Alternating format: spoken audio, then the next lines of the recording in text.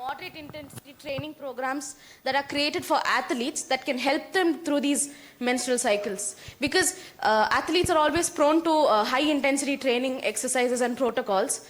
But during these menstrual cycles, if they're given low to moderate intensity training programs, it would increase endurance as well. And also, it will be like they did train during their menstrual cycle.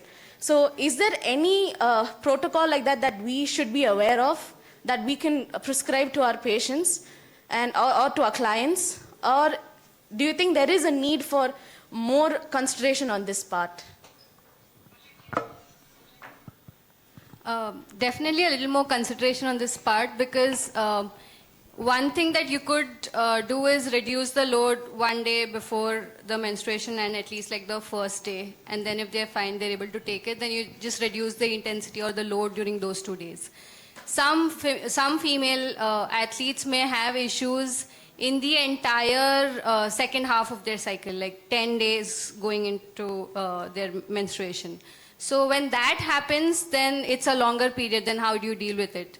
But so if something like that, when it's a longer duration, if it's just like the first day, like 1 or 2 days, then it's fine. You just reduce the load, maybe a day prior and on that day. But if it's a little longer, like if it's like 7 days, 10 days, then that is something that you need to get a consultation for.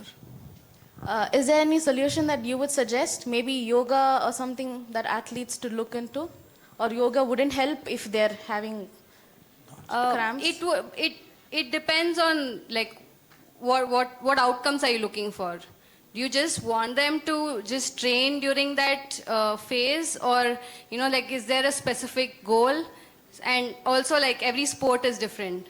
So what is it you're trying to achieve will set the tone for what to do at that point. Thank you so much, ma'am. Ma'am, could I join in that? Dr. Kannan Pugarendi, sports physician. Most of the time, athletes who are going through a proper training program for a specific goal would have a general preparatory phase, specific preparatory phase, competition phase, transition phase. In the first 3 months of their general preparatory phase itself, the coach knows whether the individual requires attention or not. Most of the people who have not trained, started training, if they had been pain and issues before that, would have reduced considerably because of the regular exercises that are being brought in, usually. If there are people who have not got into that mode, may require a medical attention there and seek assistance. There are people who are getting admitted for 3 days in that cycle time. These are a different category altogether. This doesn't come in as a common order.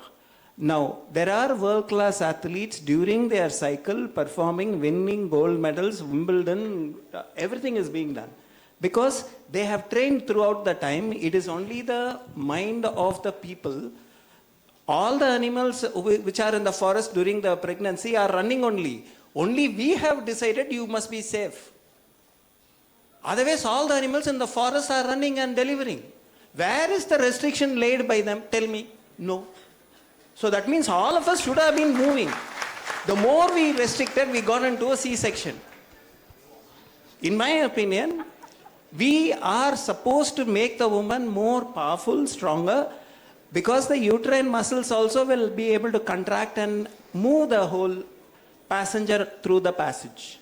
It is possible. So the first thought is, normally in long distance running only, the coaches demand your weight must be below 10%. Body fat must be below 10%. That is when they got into a female athletic triad. All the books talked about it only then. Today, in weight categorized events, where